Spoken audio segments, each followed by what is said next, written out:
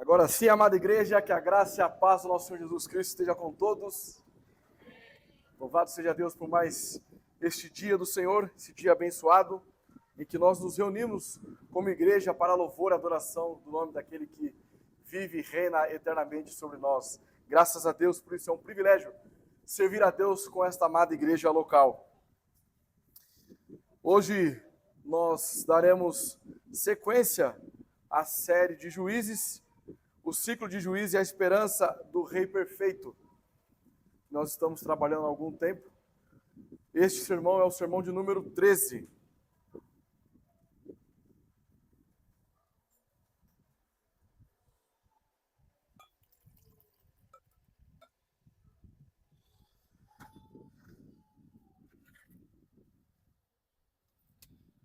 O título desta manhã: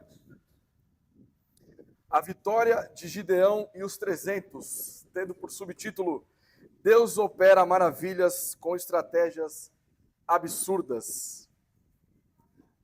Juízes, capítulo 7, os versículos 16 ao 25.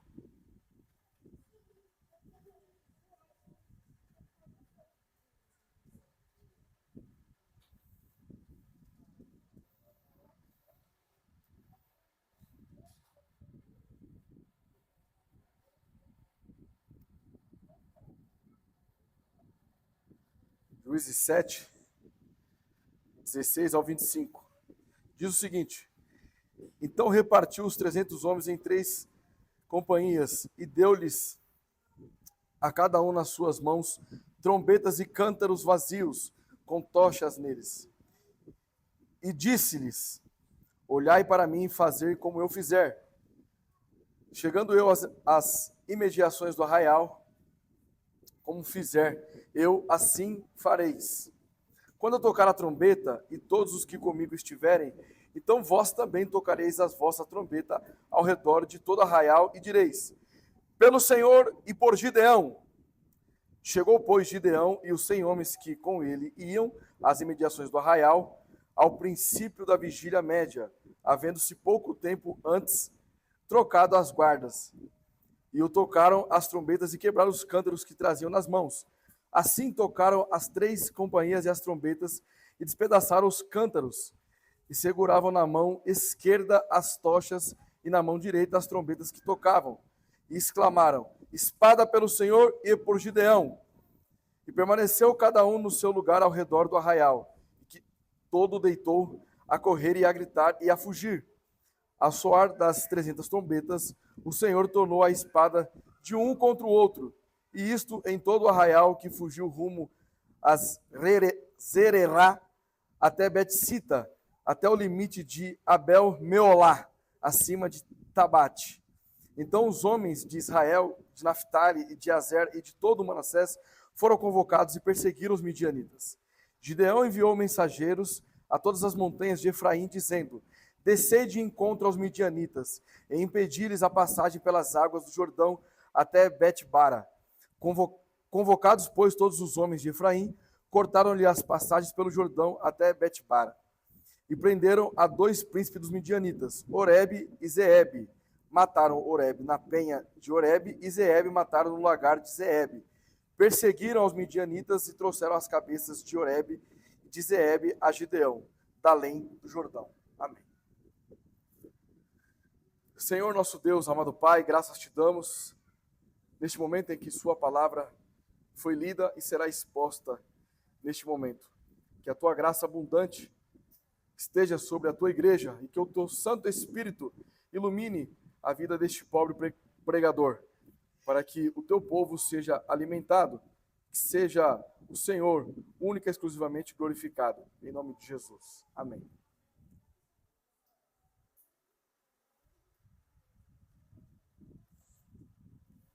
Recentemente, conversando com meu amigo, irmão Marcelo, ele havia dito para mim o seguinte, né? Pô, quando você for pregar novamente, você vai ter que fazer um resumão do que você pregou anteriormente, né? Porque agora, como nós estamos apenas com o culto matutino, então perdeu um pouco a sequência de domingo após domingo fazendo as exposições. Então, atendendo ao meu nobre amigo, vou fazer aqui, na nossa introdução, um apanhado daquilo que nós estávamos trabalhando aqui em Juízes capítulo 7. Então, nós estamos aqui no capítulo 7, quando Gideão, com 300 homens, vence os midianitas. Então, na nossa última exposição, nós entendemos que a vitória ela é de Deus e não do homem. Porque Deus disse a Gideão: o povo que está contigo é muito, não darei os midianitas em sua mão para que Israel não se glorie contra mim. Dizendo, a minha mão me salvou. Ou seja, nós estávamos trabalhando com aquela ideia da falência da nossa natureza, que em qualquer contexto facilmente atribuímos vanglória. Então, a ideia da redução do exército de Gideão não foi para mostrar 300 homens valorosos, homens valentes, mas sim para mostrar a grandeza e o poder de Deus. Deus é quem deve receber toda a honra e toda a glória. Nós também entendemos que a vitória de Deus é para os fracos. Porque quando Deus começa a reduzir o exército de Gideão, ele não ficou satisfeito com a primeira redução. Porque ele disse a Gideão: ainda há muita gente, leva-os à água e ali os provarei. Então, daqueles 10.000 que restaram, apenas 300 homens passaram no teste de Deus. E talvez isso poderia desmotivar Gideão nessa batalha contra o forte exército midianita. Entretanto, nós aprendemos com Gideão que cabe a nós confiarmos e obedecer a Deus, mesmo diante das circunstâncias adversas. Porque a ótica de Deus é distinta da ótica do homem. O homem enxerga as coisas de uma maneira um tanto limitada e não de uma maneira macro. Mas Deus ele tem um controle soberano sobre todas as coisas. Nada foge do controle exaustivo de Deus. Com isso, nós entendemos então que o que está acontecendo com Gideão e os 300 é que a vitória ela é de Deus, mas o privilégio é dos 300 e de Gideão. E assim, em nossas vidas, quando nós dizemos que devemos dar glória somente a Deus, que tudo aquilo que nós conquistamos foi Deus quem nos concedeu, fazendo com que o privilégio fosse nosso, de desfrutarmos aquilo que Deus nos presenteou, bem como a salvação, que é ofertada de graça. Quando dizemos que somos eleitos e predestinados para a glória de Deus, não estamos dizendo que nós somos melhores com os réprobos. Pelo contrário, nós estamos dizendo que nós somos privilegiados por tamanha graça abundante de um Deus soberano. Ok? Agora, de uma maneira geral, e principalmente para os nossos pequeninos, uma breve ilustração para a reflexão daquilo que virá.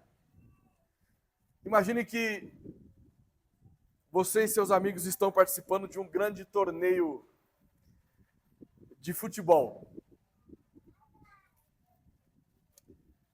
E todos esperam que o time campeão tenha muitos bons jogadores, fortes, chuteiras novas da Nike, tudo aquele, né? Tornozeleira, caneleira. Mas o seu time só veio 3 pessoas. E aí, com essa onda de blackouts que estamos tendo aqui em São Paulo, o seu time vem com uma lanterna e um apito. Aí você olha para o seu time e fala, rapaz, vai dar não. Parece impossível vencer este torneio. Talvez foi essa a perspectiva que Gideão teve quando ele olhou e só tinha os 300 homens com ele. Rapaz, eu vou porque é o Senhor que está falando, porque eu não acredito muito não. Então foi algo assim que aconteceu com Gideão e seu pequeno grupo. Mesmo sem um grande exército ou armas poderosas, eles conseguiram vencer porque confiaram nas ideias de Deus. Mesmo que parecessem diferentes do esperado. A história de Gideão nos ensina que quando seguimos os planos de Deus, o impossível pode acontecer. Essa mensagem tem por finalidade encorajar a todos aqueles que estão diante de uma circunstância que parece impossível. Mas para Deus nada é impossível. Amém. O nosso sermão, queridos, está dividido em 3 partes. Então, lembrando que o título, A Vitória de Gideão e os 300, nós temos aqui um subtítulo. Deus opera maravilhas com estratégias absurdas. Então, o desenrolar deste sermão é demonstrando essa estratégia absurda de Deus que torna Israel privilegiado por tamanha vitória contra os midianitas. Então, na nossa primeira parte, dos versículos 16 ao 18, a estratégia absurda de Deus.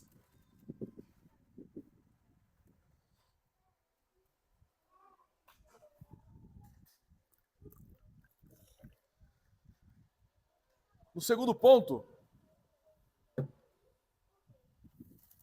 teremos a coragem inspirada pela obediência a Deus. Dos versículos 19 ao 22a.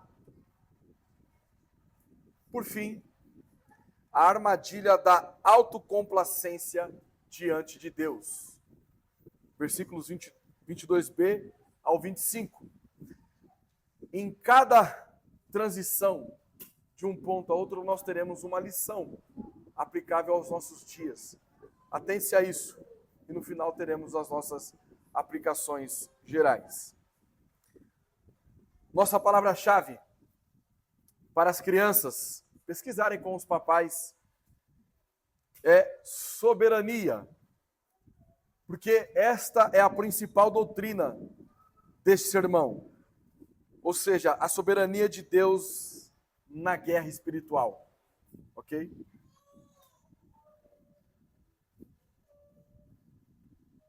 Inspirado em nossa confissão de fé batista, o 689, nossa afirmação teológica é: Deus é o único e soberano Senhor de todas as coisas, e tudo que Ele faz é para a sua própria glória.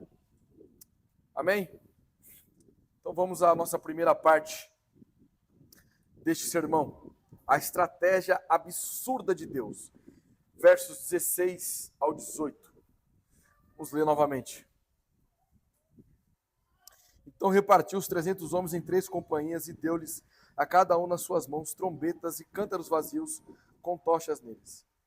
E disse-lhes: olhai para mim e fazei como eu fizer. Chegando eu às imediações do arraial, como fizer eu, assim fareis. Quando eu tocar a trombeta e todos os que comigo estiverem, então vós tocareis a vossa ao redor de todo arraial e direis: pelo Senhor e por Gideão. Essa estratégia absurda de Deus inicia já pelo fato de o exército de Gideão ter sido reduzido a 300 homens, com trombetas, jarros e tochas. Notem, isso é uma estratégia um pouco fora dos padrões convencionais. Vide que para ostentar a força e o poder de um exército militar, era comum você levar a maior quantidade de homens possíveis para uma batalha. Neste caso, é o inverso. Há um pequeno grupo de 300 homens. Mas Deus opera maravilhas quando a metodologia humana é insuficiente. Então, na ótica de qualquer pessoa, ao observar a quantidade de soldados que Gideão levou para a batalha, comparado ao exército midianita, ele vai falar, não vai dar certo. É impossível, não tem como. Mas o nosso Deus, ele é especialista em pegar casos impossíveis e tornar possíveis. Nós, no nosso último sermão, percebemos que Gideão lhe havia sido assegurado desta vitória. Ele tinha a confirmação divina de que ele receberia a vitória. E imediatamente ele começa a se preparar para esta batalha. E note que no seu preparo, muitas coisas podem ter vindo à mente de Gideão, né? Eu vou para uma batalha com 300 homens, com tochas, com jarros. Que absurdo isso. Mas isso também se assemelha um pouco à tomada de Jericó. Lembram? Josué dando volta no quarteirão. E Deus concedeu vitória a Josué. Mas note que Gideão, ele ainda mantém características militares nessa empreitada, porque ele divide o seu exército, o seu pequeno exército. Aí sempre um lado, sempre o outro, sempre o outro. Pelo menos se morrer alguém, vai morrendo aos pouquinhos, não morre tudo de uma vez. Ele ainda mantém a sua estratégia militar. Ele divide em 3 grupos de 100. E ele vai para o confronto com o poderoso exército midianita com trombetas, que na verdade eram chifres de carneiro, certo? E jarros vazios com tochas ocultos neles. Ou seja, para qualquer pessoa que iria avaliar este confronto, irá falar que ridículo isso. Como você pode querer enfrentar um poderoso exército com isso? Como você pode tomar uma decisão na sua vida seguindo um padrão tão ridículo como esse? Que isso? Trombetas, tochas, jarros. Olha a quantidade de homens que você tem. Você só pode estar doido. Evidentemente, o resultado dessa batalha não seria determinado pelos padrões convencionais de guerra. Qualquer pessoa que observasse Gideão e os 300 deveria pensar não como eles iriam vencer os midianitas, mas no nome de quem que eles estavam seguindo esta ordem. O que causou? O que motivou esses homens a tomar tal atitude? E aqui nós temos a nossa primeira lição. Nós precisamos pensar como aplicamos estratégias absurdas de Deus em nossas vidas. Já parou para pensar nisso? Porque nós, os crentes, estamos na contramão do mundo. Tudo aquilo que o mundo acha correto e certo, nós definimos como errado e pecaminoso. Muitas vezes somos ridicularizados por causa da nossa fé. O pastor Leonardo, na oração dele aqui agora, ele havia dito algo como: quantas vezes nós oramos antes de tomar alguma decisão? Ou consultamos a palavra de Deus para saber se de fato o que vamos fazer procede de Deus. Então, como nós aplicamos essa estratégia absurda de Deus em nossas lutas? O apóstolo Paulo, lá em 1 Coríntios, capítulo 18, ele diz o seguinte. Na verdade, 1 Coríntios, capítulo 1, versículo 18, perdão. Certamente a palavra da cruz é loucura para os que se perdem, mas para nós que somos salvos, é o poder de Deus. O que seria a palavra da cruz? O que representa a cruz para nós? A cruz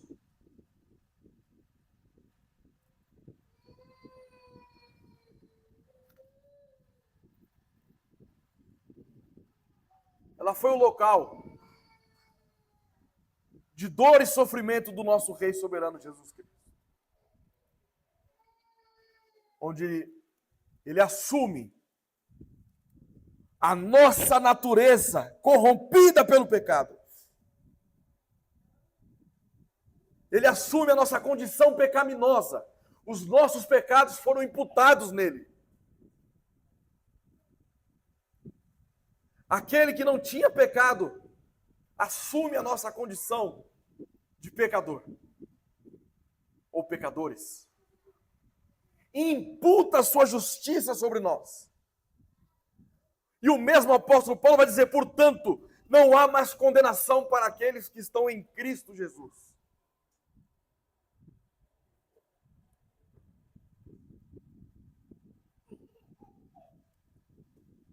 Como isso? Como que alguém pode ser salvo sem precisar fazer nada? Isso é loucura, isso é absurdo. Mas isso é o Evangelho. Nós não somos responsáveis pela nossa salvação. Cristo é o único responsável em nos salvar, em transformar quem nós éramos em novas criaturas. E agora nós vivemos uma vida, desculpem a redundância, mas em novidade de vida. Somos diferentes de quem nós éramos. Por isso agora nossas decisões são tomadas, pautadas pela Escritura Sagrada. Por isso que quando nós estamos reunidos em algum lugar para uma refeição e começamos a orar, as pessoas nos olham como se nós fôssemos pessoas esquisitas, estranhas.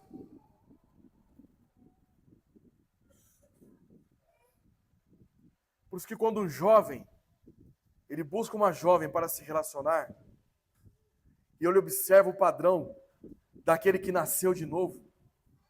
Como assim? Vocês não se relacionam?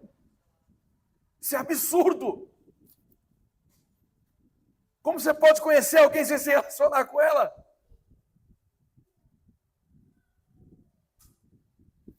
A vida do cristão, ela é marcada por viver todos os dias de maneira absurda aos olhos do mundo.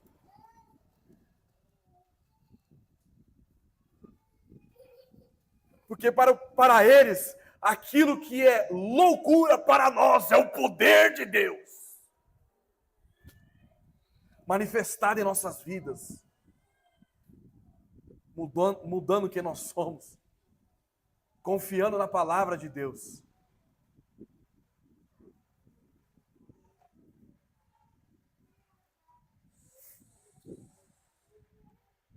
Então, muitos naturalistas,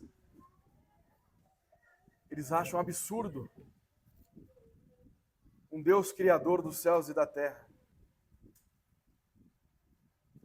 uma cobra que fala, um representante da humanidade. Um peixe enorme que engoliu o homem. Ora, se fosse o homem que engolisse o peixe enorme, eu ia acreditar também, se tivesse na Escritura. Que absurdo para eles, loucura para eles, é a verdade irrefutável de Cristo para nós. Nós vivemos pela fé. Agora, como essa estratégia absurda se torna eficaz, tanto aqui em Gideão e os 300, mas também para nós. Vamos lá, versos 19 ao 22a.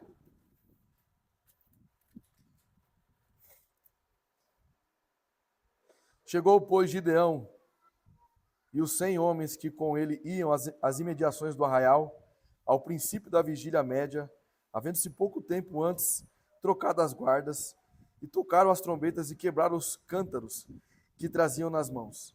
Assim tocaram as 3 companhias as trombetas e despedaçaram os cântaros. Seguravam na mão esquerda as tochas e na mão direita as trombetas que tocavam. E exclamaram: espada pelo Senhor e por Gideão. E permaneceu cada um no seu lugar ao redor do arraial, que todo deitou a correr e a gritar e a fugir. Ao soar das 300 trombetas, o Senhor tornou a espada de um contra o outro. Bom,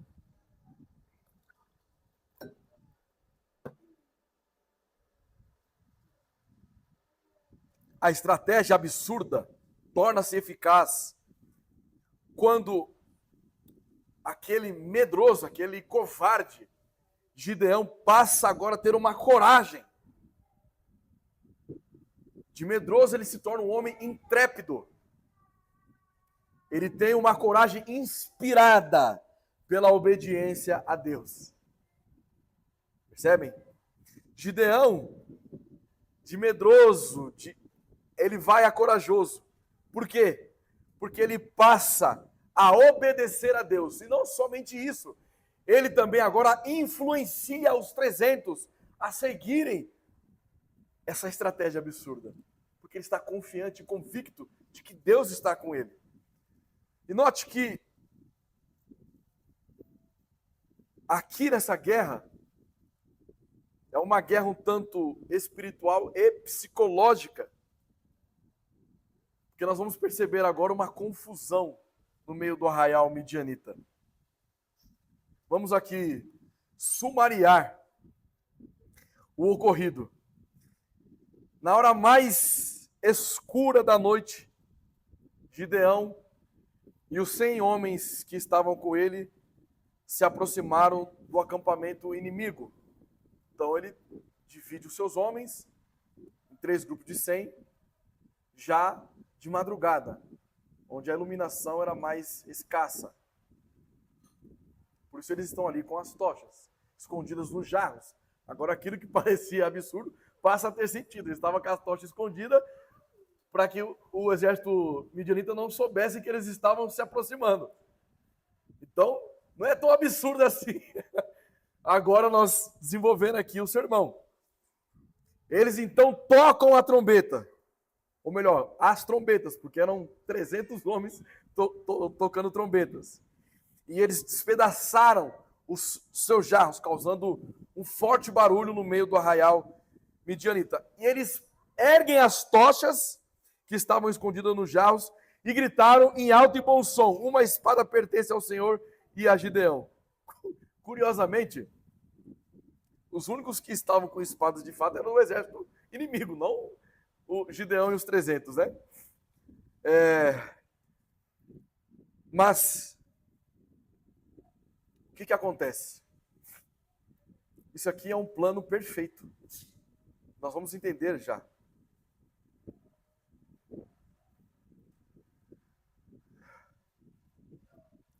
Não menos incrível a transformação de Gideão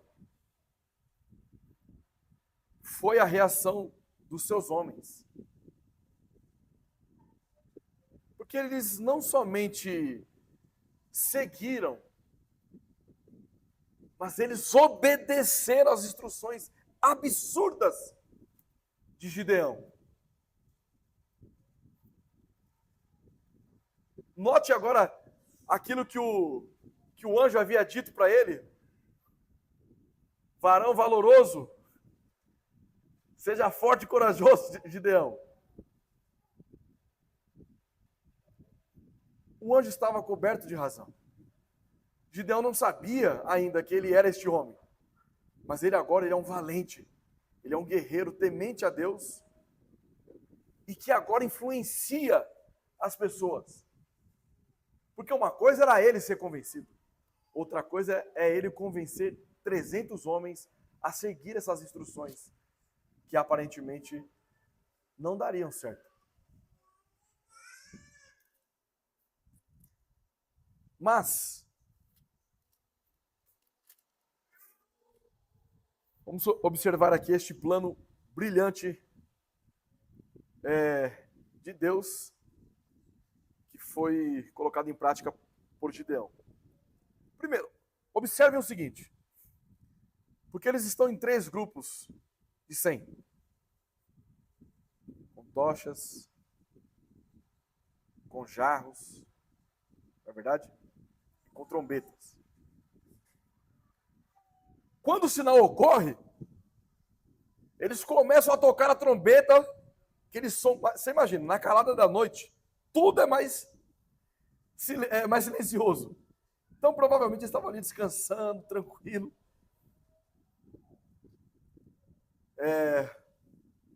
A Tamires, quando ela vai me acordar para alguma coisa, eu peço para ela me acordar, ela já vai com toda a calma, já, porque parece que o mundo está acabando quando eu estou acordando. Então, você imagina os homens aqui, naquele silêncio, tranquilo, sendo acordado de um monte de trompeta tocando, o que não causou naquele arraial ali. Então, a partir do momento que eles tocam a trombeta, jogam já tudo no chão, fazendo aquele barulhão, o que ocorre? Ele torna nula a disparidade do tamanho dos exércitos. Porque para os midianitas, Israel parecia maior por conta do barulho. Eles ficaram desesperados. Segundo, o plano torna nula a diferença de força dos 2 exércitos. Porque uma vez que eles entendem que o exército de Israel é maior do que eles esperavam, eles ouvindo aquele barulhaço lá, eles começam a se desesperar. Os animais ali, talvez os cavalos, os camelos, tudo gritando, pulando, aquela correria maluca, começa ainda a aumentar ainda mais a confusão. Porque o que está acontecendo ali é dentro do arraial deles ali. Note que o exército de Israel nem chegou a entrar. É eles desesperados lá no meio deles, entre eles mesmos. E o plano tirou a vantagem da hora em que o inimigo era mais vulnerável. Porque estava tendo ali a troca de turno dos oficiais. Então vocês imaginam o seguinte, olha só. Na hora que estão trocando o turno, os midianitas todos armados com espadas, eles se aproximando dos soldados que estavam dormindo, aquele barulho enorme, as trombetas, os jarros caindo, os cavalos, os camelos, tudo pulando, gritando, aquela confusão toda, a iluminação muito ruim, bem escassa, e aqueles que estavam dormindo começam a observar vindo homens com espada. O que eles estão pensando que está vindo? Já era, Israel já invadiu aqui o território. Eles mesmos começam a se atacar uns aos outros. Desesperados. Uma estratégia, um plano perfeito. Eles não precisaram matar ninguém. Simplesmente decidiram obedecer a Deus. Então nós temos agora a nossa segunda lição. Como cultivar a obediência a Deus em momentos de medo? Porque embora eles estavam todos ali, principalmente Gideão, confiante de que Deus iria conceder a vitória, eles estavam obedecendo a Deus, mas isso não anula a responsabilidade, as peculiaridades humanas de cada indivíduo. Talvez alguns deles até estavam com medo, mas ainda assim, obedecendo a Deus. E como nós, em nosso dia a dia, devemos obedecer a Deus nos momentos em que nós estamos com medo, aflitos, angustiados, ansiosos. Vamos olhar lá em João capítulo 14.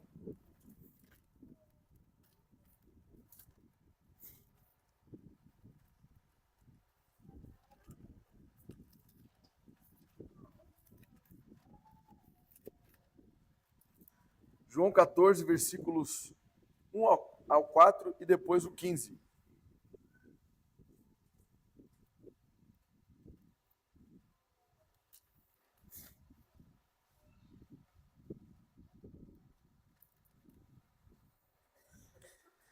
Não se turbe o vosso coração, credes em Deus, crede também em mim. Na casa de meu pai há muitas moradas. Se assim não fora, eu vou-lo teria dito, pois vou preparar-vos lugar. E quando eu for e vos preparar lugar, voltarei e vos receberei para mim mesmo, para que onde eu estou estejais vós também. E vós sabeis o caminho para onde eu vou. Versículo 15.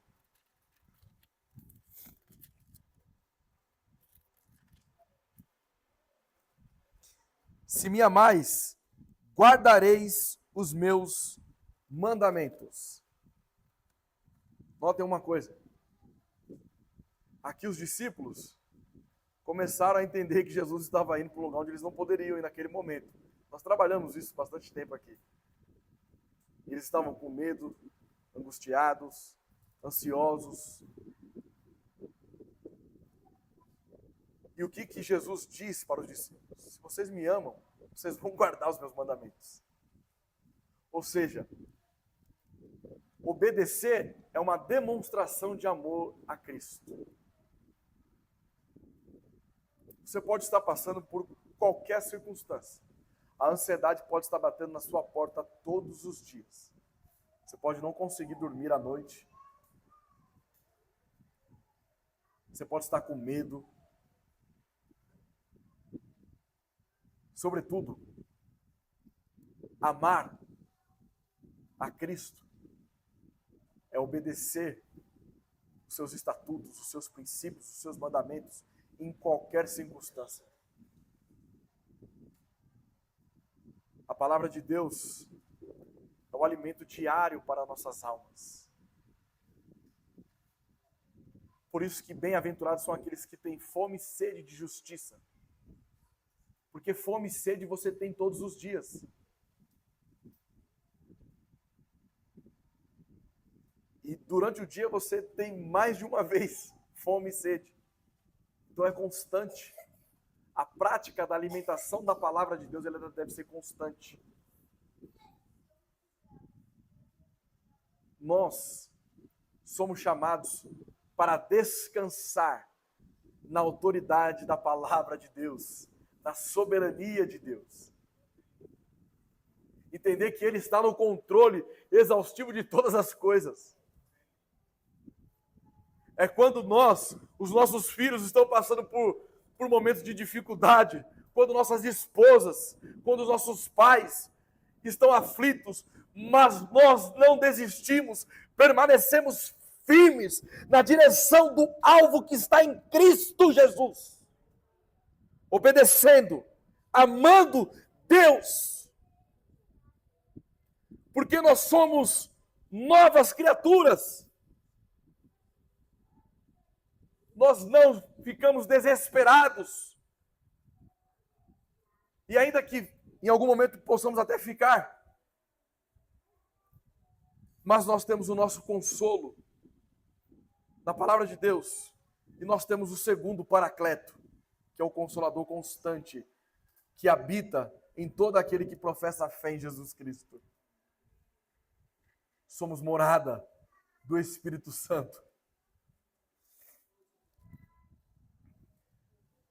Mas Gideão nos mostra que a vitória pode ser um teste ainda maior que a própria batalha.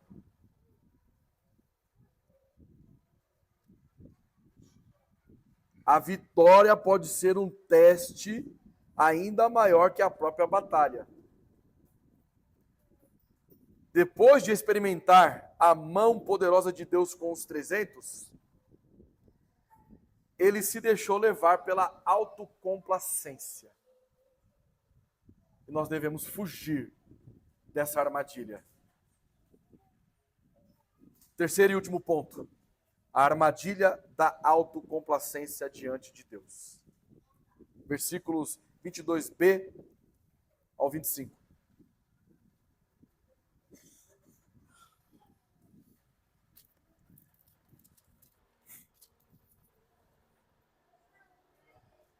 Isto em todo arraial que fugiu rumo de Zererá até Bet-sita, até o limite de Abel-meolá, acima de Tabate.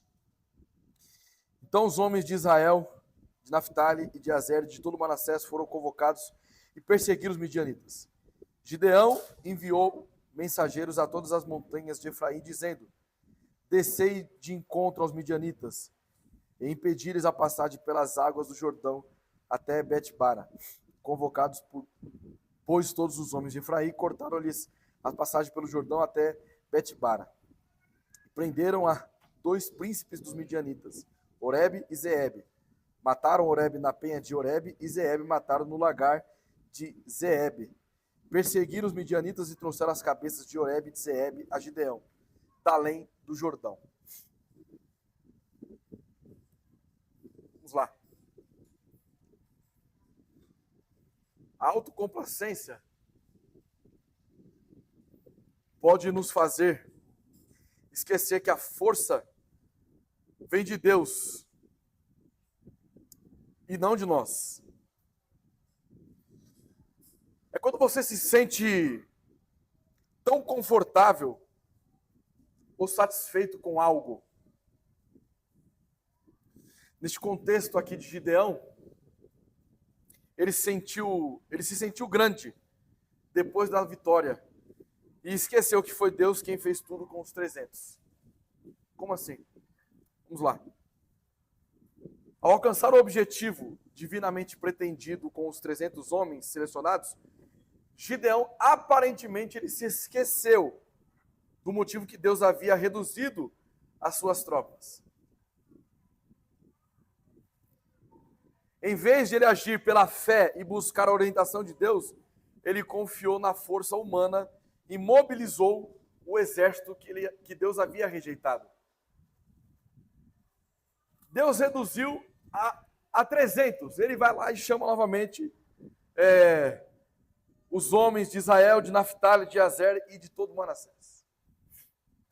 Todos aqueles homens covardes que Deus havia rejeitado. Acho que Gideão pensou assim: rapaz, é que deu certo mesmo? Os homens estão tudo correndo agora, chegou a minha vez agora. É minha hora de brilhar. Mandou os mensageiros chamar aqueles que haviam sido rejeitados para que perseguisse os midianitas. Facilmente nós caímos neste mesmo erro de Gideão. É só você notar, nos momentos em que a sua vida tudo dá certo, geralmente é quando nós menos oramos. Porque quando estamos na prova, na dificuldade, você quer ser o melhor amigo do pastor. Quando tudo está bem, não paga nem uma pizza pro pastor, coitado. Tô brincando, não é aqui nessa igreja porque vocês nos amam e eu tenho certeza disso. A vitória é completa quando os midianitas fogem,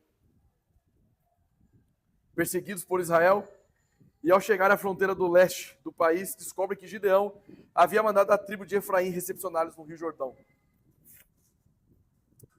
Deus ainda age com misericórdia, porque ele pode, você quer chamar quem eu rejeitei? Então, beleza. Vocês não vão mais vencer, não. Deus não fez isso. Deus concedeu vitória ao seu povo. O homem, ele é mutável, mas Deus é imutável.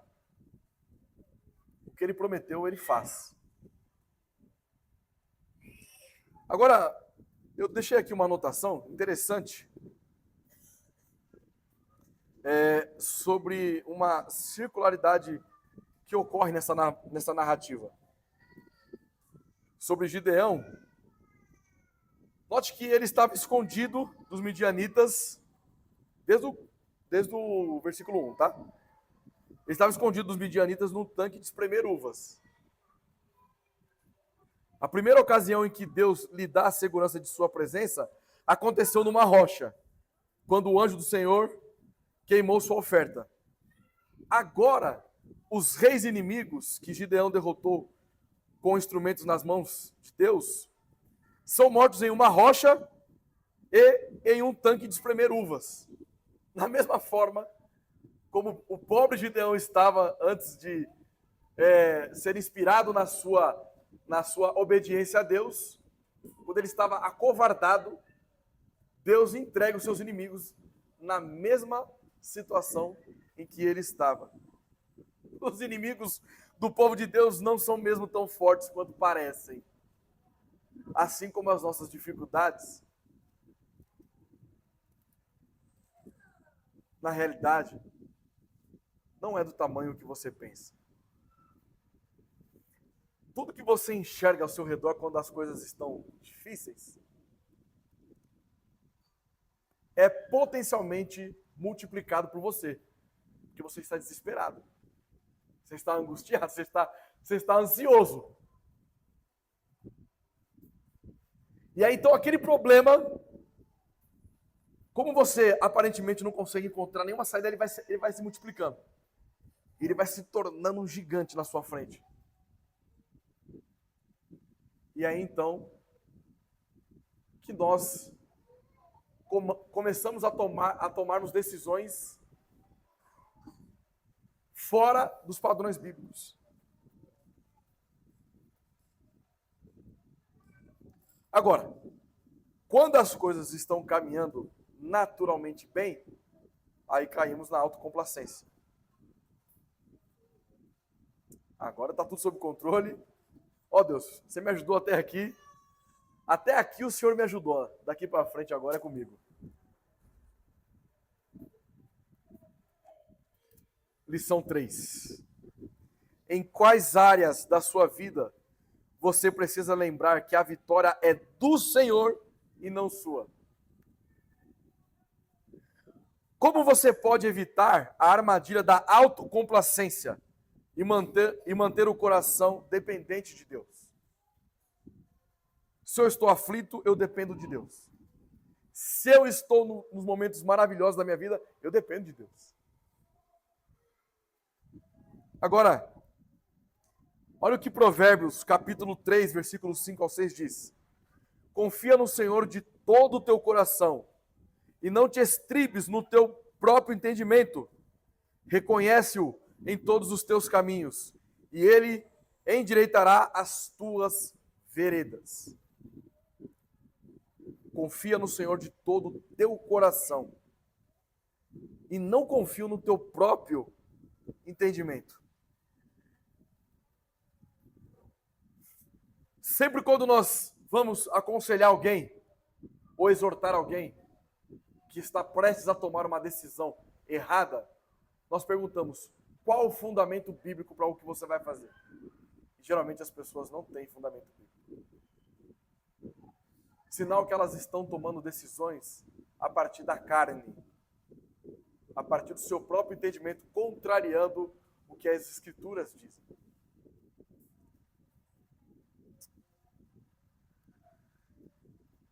Vamos às nossas aplicações finais.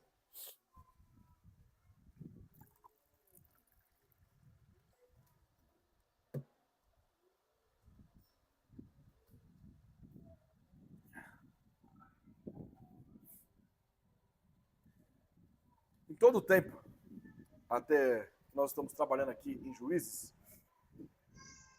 algumas coisas nós temos tratado a respeito do coração não aquele órgão pulsante, mas aquilo que define quem você é. E nós trabalhamos isso com 3 elementos essenciais para definir quem somos: a nossa mente, a nossa afeição e a nossa volição. A mente está relacionado àquilo que nós pensamos, não é verdade? A afeição é aquilo que nos motiva, sabe? E a nossa volição está relacionada a desejos. Vamos pensar o seguinte. Quero trazer aqui uma definição de volição. Hoje nós tocaremos mais na questão da nossa volição, ok? A volição é a faculdade dentro de nós que decide se vamos tomar sorvete de baunilha ou de chocolate. Se vamos ler a Bíblia ou assistir televisão. A volição segue nossos pensamentos e desejos ao escolher aquilo que imaginamos que nos agradará ou nos dará maior probabilidade de felicidade. Ela determina se buscaremos adorar o Senhor ou se correremos atrás de outros deuses. Isso é volição.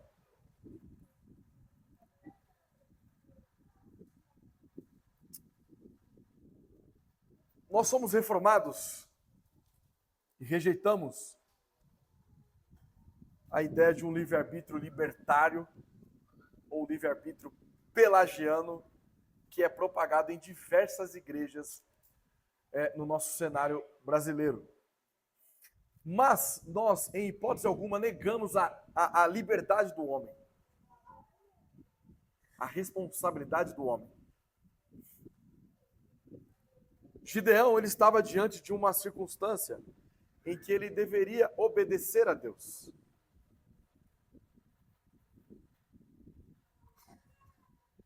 Deus o capacitou para que ele obedecesse a ele. E Gideão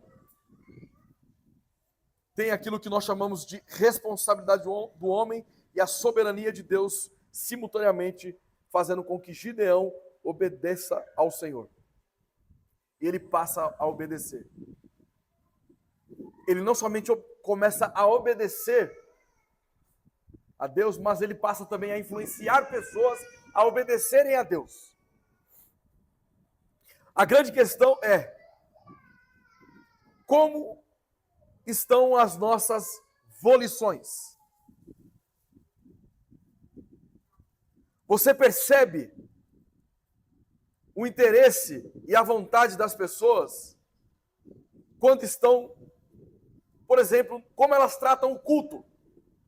Se elas tratam o culto de qualquer maneira, se elas estão de saco cheio de estar aqui no culto, se elas não gostariam de estar aqui no culto, se elas estão tirando o tempo do culto para tirar um cochilo aqui no local onde nós nos reunimos como igreja,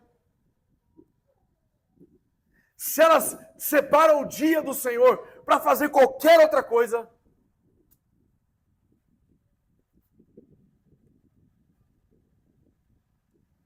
que agrada as pessoas. Tem pessoas que têm o prazer em fazer fofocas.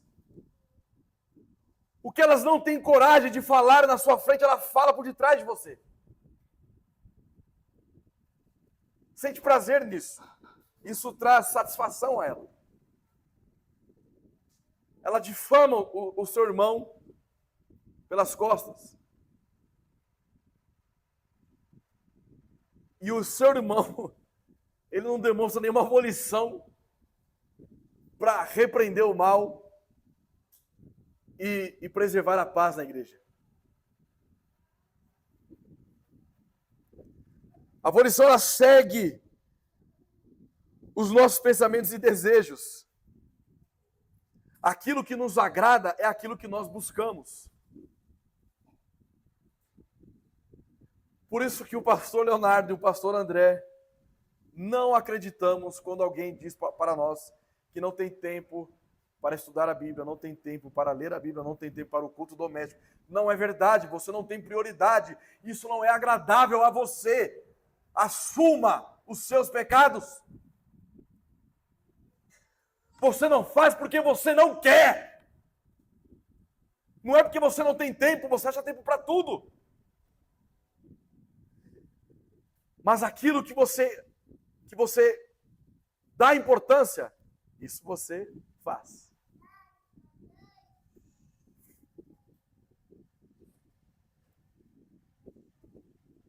O nosso desejo é que nós venhamos ansiar pelo dia em que escolheremos sempre o Senhor, em todos os dias, em todos os momentos.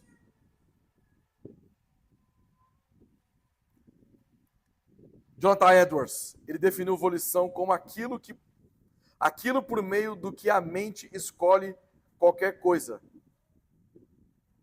Um ato de volição é o mesmo que um ato de escolher ou fazer opção. Você escolhe, querido. Deus não quis que eu orasse hoje, por isso que eu não orei. Deus não quis que eu fizesse tal coisa.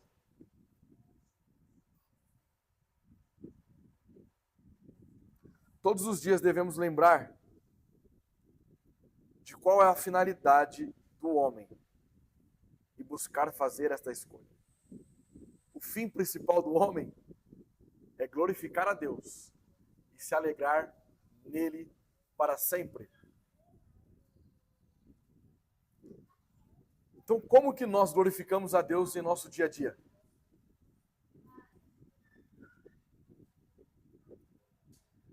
Porque as pessoas reduzem a fé reformada a 5 pontos do calvinismo. Ou seja, como a salvação é pela graça, a glória é somente a Deus. Ponto. Ok. Mas e na prática, na sua vida prática, como que você glorifica a Deus somente na sua vida? Como que você glorifica a Deus quando você acorda pela manhã? Quando você vai trabalhar? No seu trabalho, como que Deus é glorificado? No seu casamento, como que Deus é glorificado? Nos seus conselhos práticos aos irmãos que necessitam do Evangelho, como que Deus é glorificado? Como que Deus é glorificado nos seus estudos bíblicos, no culto doméstico? Como que Deus é glorificado na educação dos seus filhos? Como que Deus é glorificado na sua pessoa como parte de uma sociedade? Como você se comporta no trânsito, como você se comporta tomando um café numa padaria, como você se comporta andando na rua, como você se comporta fazendo uma compra no mercado, como você se comporta fazendo alguma outra coisa aqui num parque ou em algum outro lugar. Como você se comporta, como que Deus é glorificado? Como que Deus é glorificado na sua vida?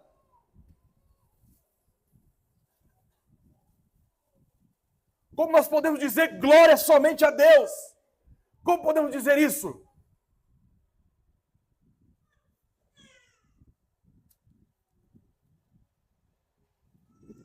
Está se aproximando agora o ano de 2026. E teremos confraternização, hein? No dia 31.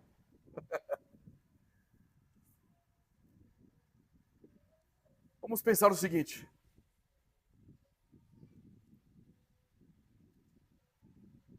Quantas metas que você fez de 2024 para 2025 que não se cumpriram?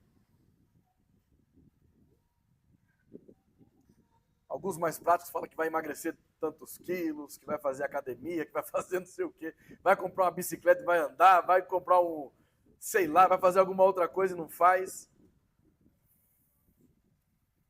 Agora, e nós, cristãos? Eu vou ler a Bíblia toda esse ano. Chegou em Números, parou.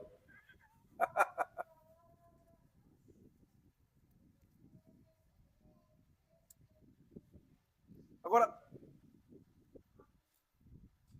por que nós não conseguimos cumprir com nossas metas.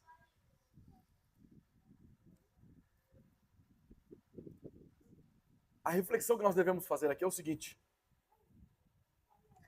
esquecermos o que deveríamos ter feito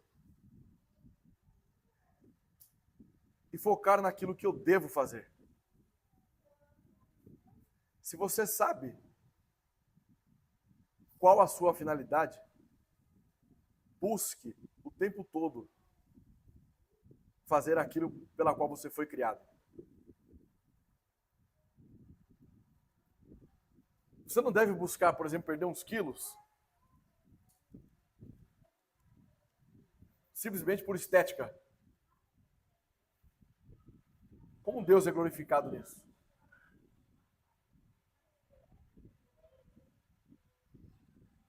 Eu quero ler a Bíblia o ano todo. Eu quero só ler, só não quero entender nada. Como que você está glorificando Deus nisso? Não é ler por ler.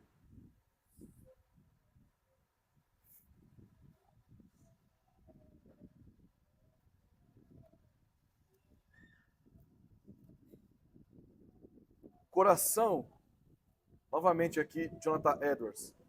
O coração nunca opta pelo que é correto, nem faz uma escolha livre de amor próprio. Nós podemos observar isso o tempo todo, porque a humanidade não é famosa por escolher amar a Deus e ao próximo de todo o coração. Mas a igreja deveria ser famosa por isso.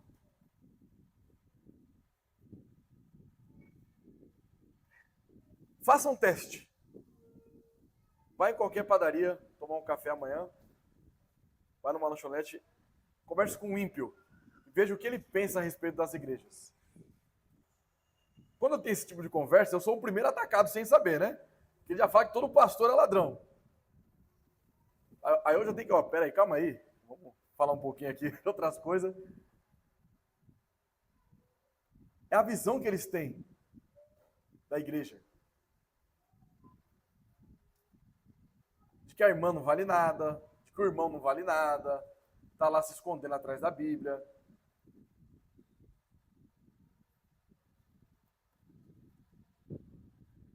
Isso ocorre porque a igreja perdeu a essência da volição que ela deveria ter.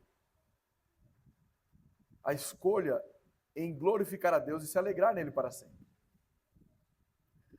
Quando as minhas escolhas elas estão em conexão com a glória de Deus, então eu estou alcançando o meu objetivo. Queridos, nós podemos fazer muitas coisas, não todas, mas podemos fazer muitas coisas. Podemos descansar, podemos ir para a praia, podemos ir para um parque, podemos tirar férias, podemos fazer lutas, podemos jogar bola, podemos assistir futebol, podemos fazer tudo. Mas em todos esses momentos, Deus deve ser glorificado em nossas vidas.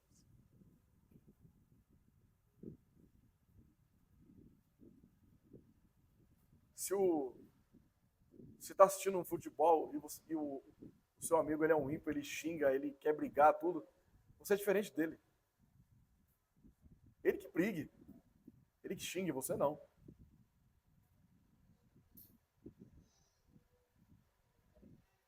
Se o teu amigo quer lutar, quer lá lutar com o Marcelão, com o Léo, fazer jiu-jitsu para machucar os outros, dependendo em qual contexto, você vai ter que machucar, mas você não faz luta para isso. Isso é defesa pessoal, da sua integridade, da sua família. Percebe?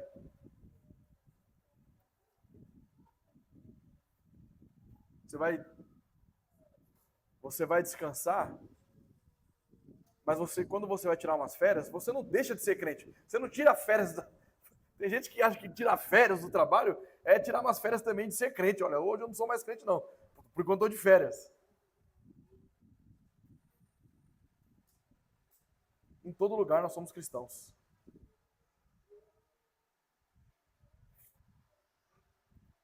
Que Deus nos abençoe. Em nome de Jesus.